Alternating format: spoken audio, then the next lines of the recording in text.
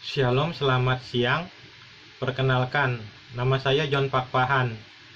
Hari ini hari Minggu, tanggal 4 September 2022. Pada saat ini saya akan bicara dengan tema makan daging unta. Saya ulangi, pada saat ini saya akan bicara dengan tema makan daging unta. Mari kita mulai.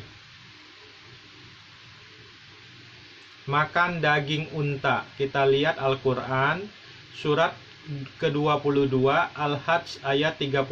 Kita lihat Al-Quran surat ke-22 Al-Hajj ayat 36. Dan telah kami jadikan untuk kamu unta-unta itu sebahagian dari syiar Allah, kamu memperoleh kebaikan yang banyak padanya.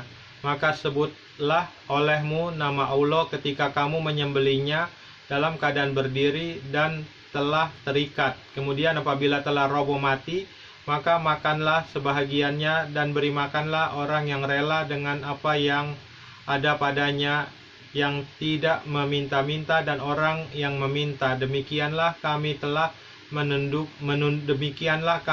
menundukkan unta-unta itu kepada kamu. Mudah-mudahan kamu bersyukur. Kita lihat tafsirnya. Tafsir Al-Muwassar Kementerian Agama Saudi Arabia. Dan kami menjadikan bagi kalian penyembelihan unta.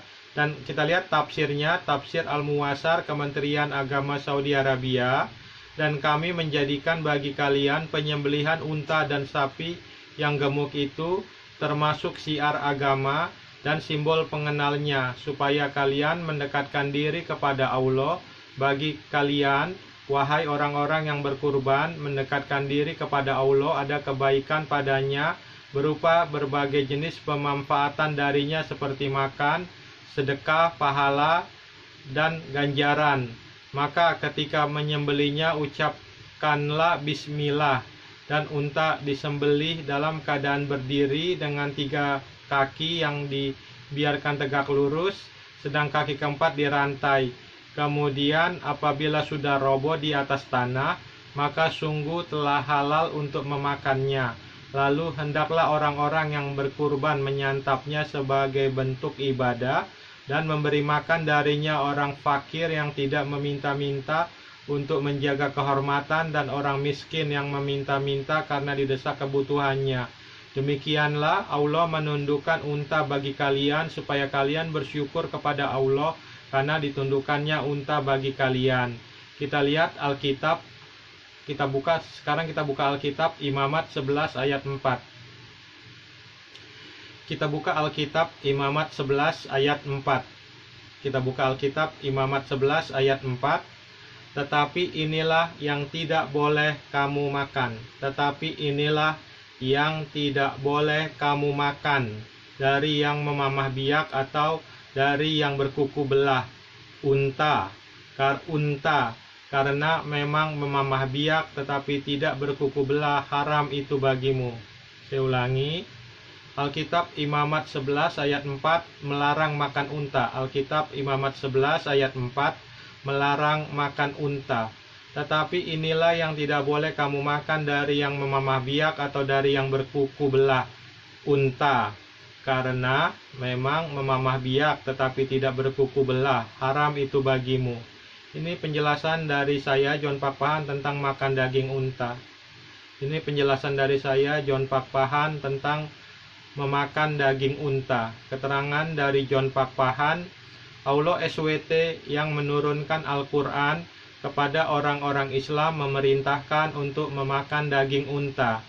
Allah yang menurunkan Alkitab kepada orang-orang Kristen mengharamkan memakan daging unta. Saya ulangi sekali lagi. Allah SWT yang menurunkan Al-Quran kepada orang-orang Islam memerintahkan untuk memakan daging unta.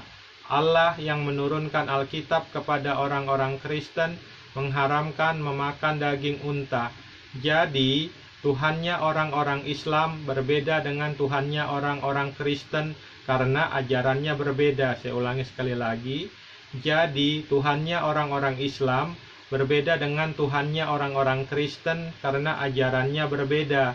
Karena Tuhannya orang-orang Islam berbeda dengan Tuhannya orang-orang Kristen, maka orang-orang Islam tidak boleh membicarakan ajarannya Tuhan orang-orang Kristen. Saya ulangi sekali lagi, karena Tuhannya orang-orang Islam berbeda dengan Tuhannya orang-orang Kristen, maka orang-orang Islam tidak boleh membicarakan ajarannya Tuhan orang-orang Kristen. 1. Tidak boleh membicarakan Alkitab sudah dirubah-rubah. 2. Tidak boleh membicarakan ketuhanan Yesus Kristus. 3. Tidak boleh membicarakan penyaliban Yesus Kristus. 4. Tidak boleh membicarakan makanan halal dan haram orang-orang Kristen. 5. Dan lain-lainnya. Kita buka Al-Quran, surat Ali Imran ayat 65. Sekarang kita buka Al-Quran, surat Ali Imran ayat 65. Hai ahli kitab, mengapa kamu membantah tentang hal Ibrahim, padahal Taurat dan Injil tidak diturunkan melainkan sesudah Ibrahim? Apakah kamu tidak berpikir? Sekarang, bagaimana kalau perkataan ayat ini saya balik kepada umat Islam? Sekarang, bagaimana kalau perkataan ayat ini saya balik kepada umat Islam? Dari surat John Pakpahan ayat 65. Surat John Pakpahan ayat 65. Hai umat Islam, mengapa kamu membantah tentang hal ketuhanan Nabi Isa Al-Masih alaihissalam dan penyaliban Nabi Isa Al-Masih alaihissalam? Padahal Al-Quran tidak diturunkan melainkan sesudah Nabi Isa Al-Masih alaihissalam. Apakah kamu tidak berpikir? Apakah kamu tidak berpikir padahal Al-Quran diturunkan setelah Nabi Isa Al-Masih alaihissalam dengan waktu yang sangat panjang?